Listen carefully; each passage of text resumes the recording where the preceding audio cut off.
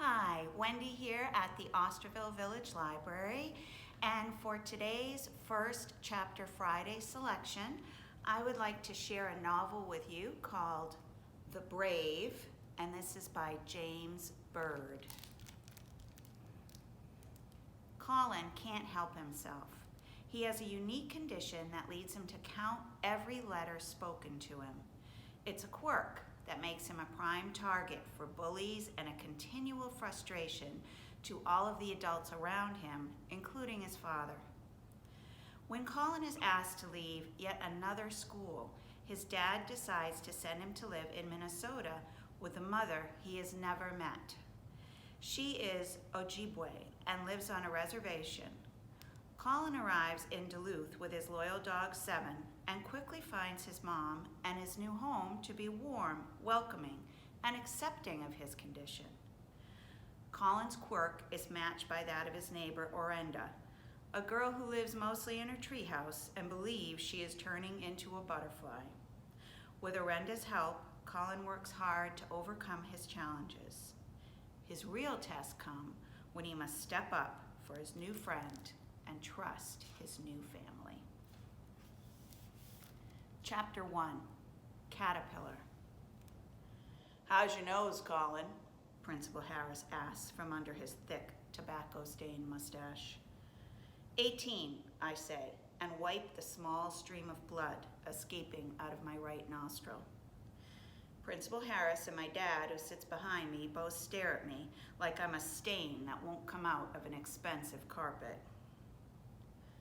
"Can you not do that right now?" Principal Harris asks with irritation aimed at me. Again, each letter invades my skull, separating itself into a countable sequence. First, they appear as puffy white clouds, but then they morph into smoky white numbers, similar to those planes you see in the sky that leave messages for people. 50% off sale, or "Will you marry me?" But mine aren't cute. My letters are stubborn and invasive, and I can't ignore them. They are in my head, pressing hard against the back of my eyes until I give them my attention. 23. And like I told you a million times before, I'm not trying to do it. It just happens. Principal Harris shifted his eyes towards my father. "Oh, I see. It just happens, huh? Well, maybe it does. But you know what doesn't just happen? Fighting in my school. So tell me why you decided to fight," he says, like a lawyer trying to convince a judge that I'm guilty of something. Anything. Everything. I watch his letters crawl into numbers at the same drawn-out pace in which he speaks. As much as I don't like him, his letters are slow and easy to count, which is sometimes refreshing. Most people's letters move fast, like bees stinging my mind till I release them. But this guy's letters slink across my brain like a caterpillar. 113. I didn't decide to fight. He and all his friends were doing what they always do to me at lunch, I say, hoping I don't have to explain further and reveal to my dad what a wuss I usually am at school. "Which is what?" my dad asks. "Great. I lost a fight, and now I'm going to have to inform my dad that I am the kid who gets picked on every day. How much of a disappointment can one son be?" 11. Tease me, get right in my face and talk all at once, and they never shut up, I say. "Colin, you can't start a fight with people just because they want to talk to you," Principal Harris says, even though he very well knows that no one simply wanted to chat with me. They wanted to say as many big words to me for as long as they could and laugh at me as I struggled to count them. It's a sick and twisted game the other students play with me on a daily basis. His words bounce around inside my head, from ear to ear behind my face, ricocheting off the back of my head and finally turning into numbers as they reach the exit, my mouth. 64. It wasn't my fault. I didn't start it. This happens every day and no one blinks an eye.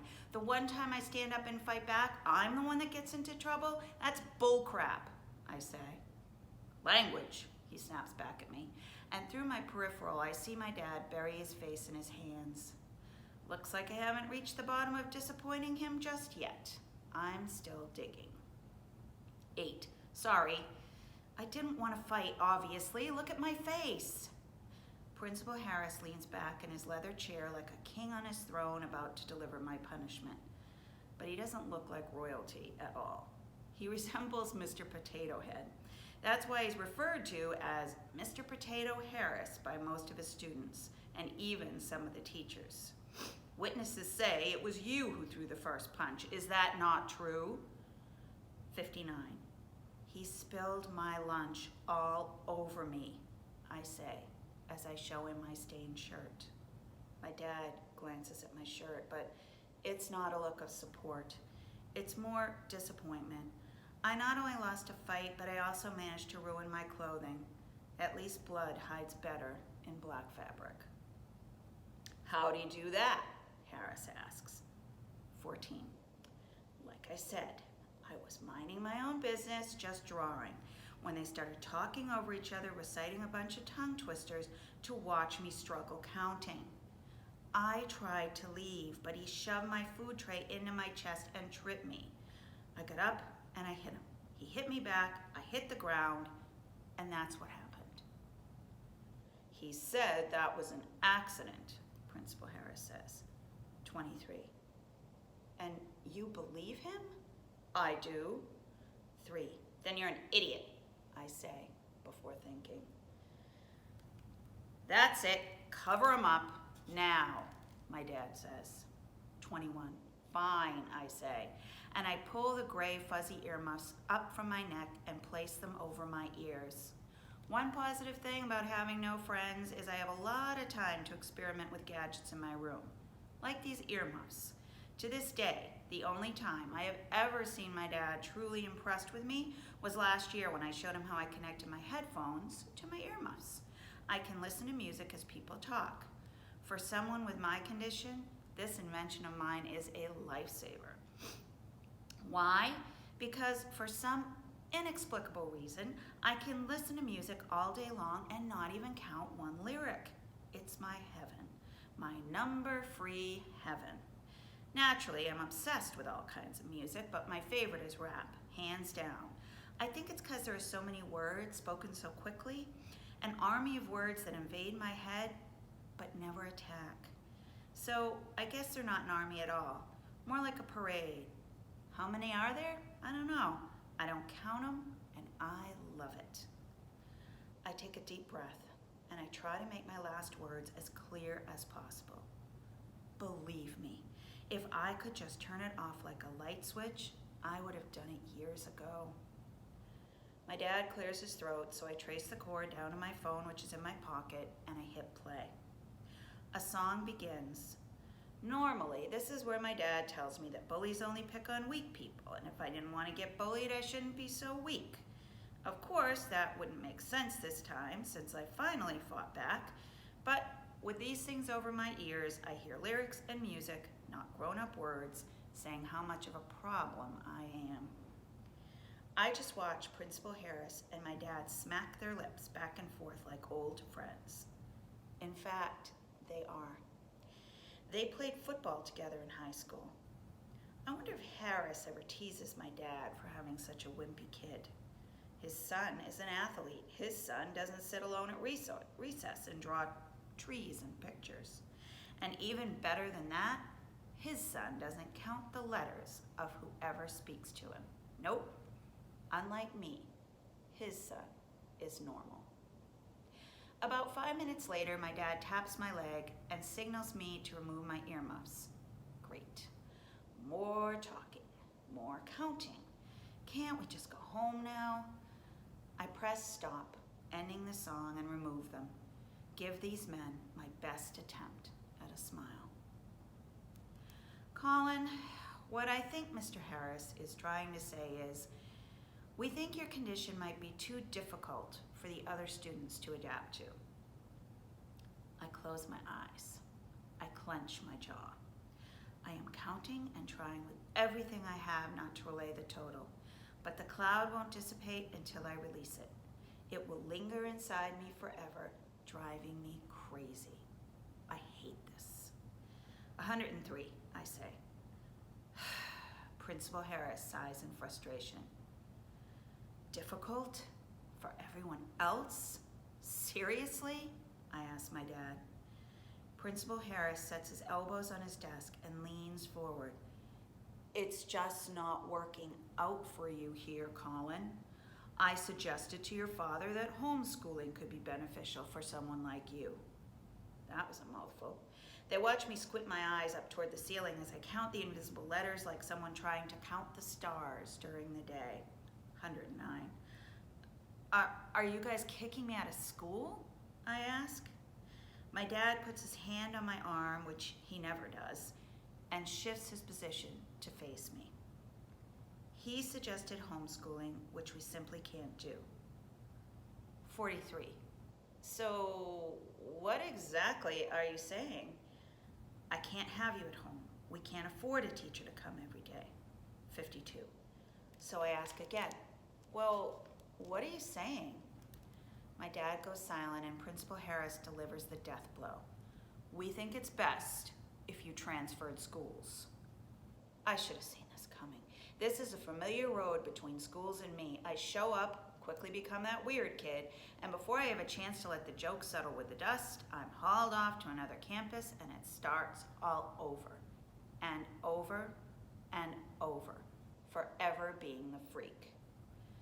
But this time it feels different. This time my mind's legs are too tired of running.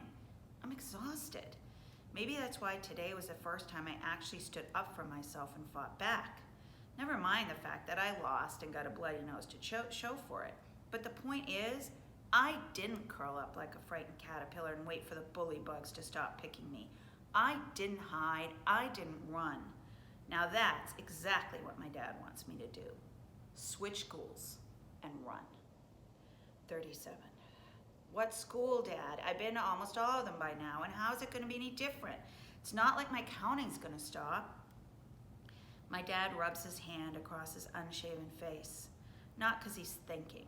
It's to hide his shaking. When he hasn't had a drink for a few days, he shakes. Everyone knows he drinks, but he still comes up with these little tricks to hide the effects from everyone.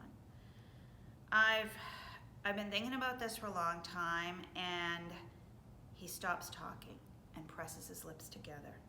He doesn't know what to say, or worse, he does. He just doesn't quite know how to say it. He's at 39 letters right now, but I don't think he's done.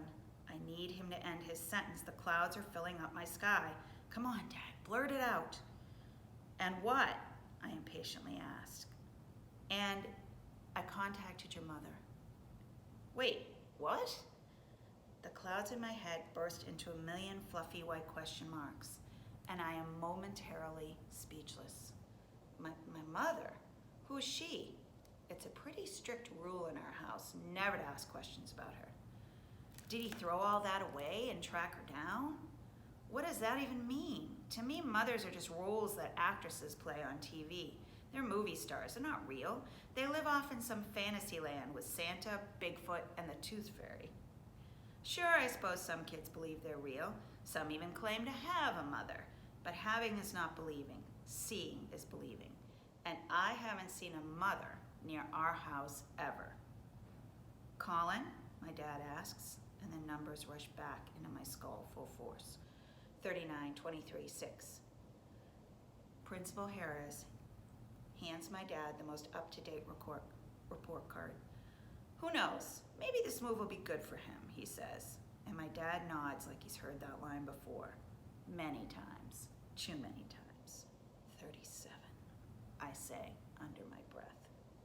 It's only October, my dad says. School's just started. It's the perfect time to hit the reset button. My dad slaps his thighs like our time is up. 67.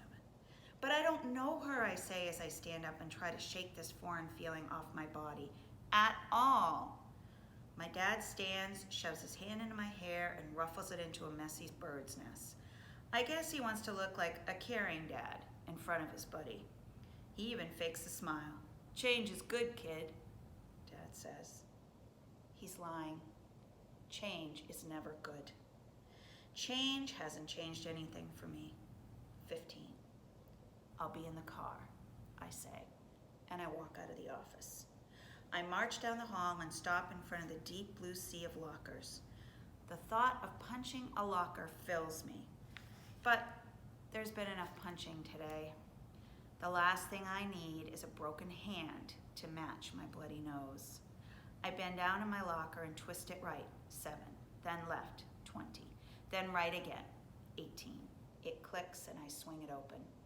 I pull out my backpack, slam my locker shut for the last time at this school, and I put it on and tighten the straps and begin my final walk through these halls. I put my earmuffs on again and hit play. Eminem begins to spit into my ears. I bob my head as I walk toward the parking lot. This is when I appear normal to the outside world, just a kid listening to music. As I turn the corner, a teacher passes me and points to my ears, gesturing for me to remove the earmuffs, but I ignore him. I know headwear is prohibited for students at school, but I am not a student here anymore. To find out what happens to Colin as he has to go and live with his mom, you should come in and check out The Brave. This is on our new bookshelf in the children's room. Check it out.